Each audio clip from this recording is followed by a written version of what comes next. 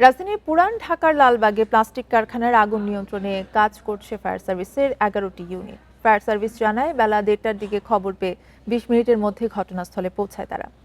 এতে যোগ দেয় 11টি ইউনিট। আগুন লাগার কারণ জানা যায়নি। স্থানীয়রা জানায় দুপুরে হঠাৎ আগুন জ্বলতে দেখা যায় লালবাগের চেয়ারম্যান ঘাট এলাকার ওই কারখানায়। জানা গেছে ওই কারখানায় বিভিন্ন ধরনের প্লাস্টিক পণ্য তৈরি করা হতো। এখন পর্যন্ত হতাহতের কোনো তথ্য পাওয়া যায়নি।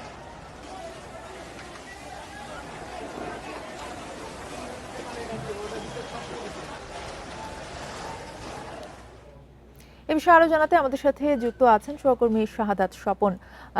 শাহাদাত স্বপন, প্রত্যক্ষদর্শী অথবা এলাকাবাসী কারোর সাথে কথা বলার সুযোগ হয়েছে কিনা, আগুন লাগার সূত্রপাত নিয়ে জানা গেছে কিনা?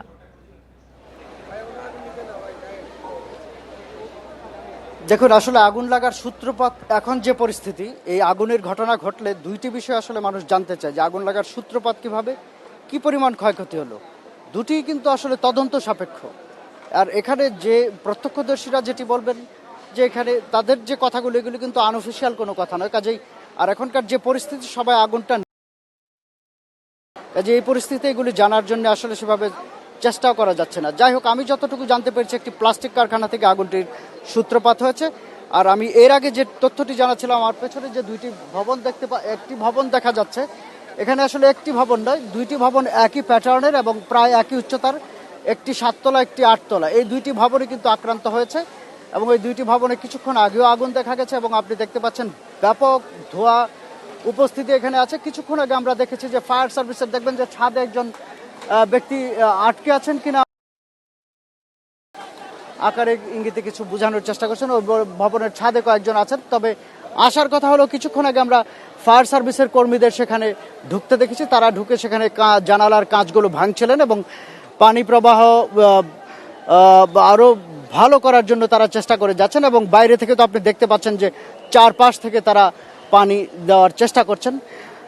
মোটা দাগে এখন পর্যন্ত এখানেই কিন্তু আগুনের উপস্থিতি। এর পাশে যে ভবনগুলো আছে সেগুলি আসলে ওইরকম ভবন নয়, এগুলো বলা যায় যে এক প্রকার কোনো রকম কাঠামো করে এগুলোকে টিন এগুলো করেছিল, সেগুলি কিন্তু ধসে পড়েছে। আগুনের শুরুর দিকে হয়তো ধসে পড়েছে আমি অনুমান করছি। আর নিচে যে দেখতে পাচ্ছেন, এই যে ফায়ার সার্ভিসের কর্মীরা কাজ করছেন, টিন পড়ে আছে, টিনের উপরে, স্তূপের উপর, এখানেই কিন্তু আগুনের সূত্রপাত। এইখানেই 4টা ছিল প্লাস্টিকের কারখানা। এখন এখান থেকে কিভাবে আগুনটি লেগেছে আপনি যেটি জানতে চাচ্ছিলেন, সেটি আসলে এখন পর্যন্ত আমার আনুষ্ঠানিকভাবে জানার সুযোগ হয়নি। তবে নিশ্চয়ই আমরা জানতে পারবো। তবে একটি বিষয়, এখানে যারা স্থানীয়রা ছিলেন তাদের বারবার আমি জানার চেষ্টা করেছিলাম যে কোনো হতাহতের বিষয় তাদের নজরে পড়েছে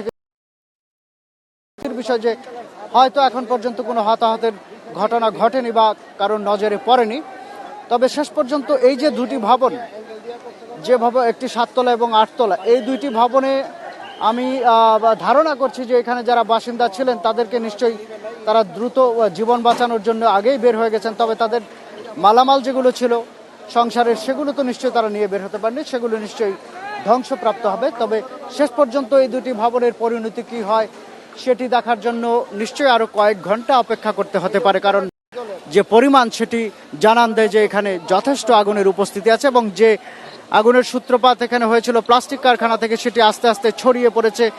আর যেহেতু ধোঁয়া এখনো আছে, কাজে উত্তাপও আছে, সেই উত্তাপে আস্তে আস্তে কিন্তু আগুন ছড়াতেই থাকতে পারে। তবে ছাদে যে 2-3 জনকে আমরা দেখেছি, তারা ঠিক কী কারণে সেখানে অবস্থান করছেন, তারা আটকে আছেন কিনা সেটি আমাদের, তবে তাদের মাঝে কোনো উদ্বেগ কিন্তু দেখা যাচ্ছে না। তারা কি যেন আকার ইঙ্গিতে দেখাচ্ছেন, আমি নিশ্চিত না তারা আটকা পড়েছেন কিনা। তবে ফায়ার সার্ভিসের কর্মীরা যেহেতু পেরেছেন, কাজে ধারণা করছে হয়তো তারা আটকা পড়েননি, হয়তো তারা তাদের সম্পদ বাঁচানোর চেষ্টা করে যাচ্ছেন। যাই হোক, এখানকার স্বেচ্ছাসেবী যারা এসেছেন তারাও কিন্তু প্রচুর কাজ করে যাচ্ছেন। আপনি দেখবেন যে আমরা যে ভবনটা আছে, এই ভবনের পাশে যারা, তারা কিন্তু সিভিলিয়ান, তারাও কিন্তু এখানে যে অগ্নি নির্বাপনের যারা এসেছেন ফায়ার সার্ভিসের, তাদেরকে কিন্তু তারা তাদের সর্বোচ্চ সহায়তা করার চেষ্টা করছেন। যদিও জায়গাটি বেশ ঘিঞ্জি, তবে ধোঁয়া কিন্তু কিছুক্ষণ পরপরই বাড়ছে। মাঝে মাঝে দেখা যায় যে ধোঁয়া কমে যাচ্ছে, এই মুহূর্তে কিন্তু হলেও অনেকটা মনে হচ্ছে যেন আর আমাদের দৃষ্টির বাইরে চলে গেছে, এত পরিমাণ ধোঁয়া, মাঝে মাঝে ধোঁয়ার দমক মাঝে মাঝে বের হচ্ছে। যাই হোক, পানি দেওয়ার যে চারপাশ থেকে যে উদ্যোগ, সেই উদ্যোগ কিন্তু ক্রমশ বাড়ছে। দেখতে পাচ্ছেন বাম পাশ থেকে অর্থাৎ ক্যামেরার এক পাশ থেকে দেখতে পাচ্ছেন যে দুই দিক থেকে পানি দেওয়া হচ্ছে, আবার আমরা যে পাশে আছি সে পাশ থেকেও পানি দেওয়া হচ্ছে, আবার অর্থাৎ আমরা দেখতে পাচ্ছি 3 দিক থেকে অন্তত পানি দেওয়া হচ্ছে এবং ধারণা করছি 4 দিক থেকে, অর্থাৎ আমরা যে দিকটি দেখতে পাচ্ছি না এই ভবনের সেদিকেও নিশ্চয়ই চেষ্টা করা হচ্ছে, কারণ এই ভবনে কতটুকু ক্ষয়ক্ষতি হয় সেটি ধারণা করেই কিন্তু যেহেতু মানুষ আটকা পড়েছে তাদেরকে উদ্ধারেরও হয়তো একটি চেষ্টা আছে।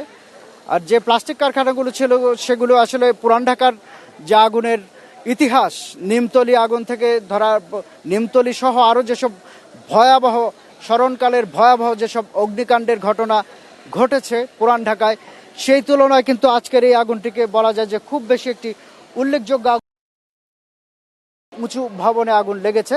সেই আগের আগুনগুলির তুলনায় এটি বলা যায় যে নগণ্য এখন পর্যন্ত। যাই হোক, ক্ষয়ক্ষতির পরিমাণটি নিশ্চয়ই আমরা জানতে পারবো, ফায়ার সার্ভিসের কাছে আনুষ্ঠানিকভাবে তারা জানাবে নিশ্চয়ই।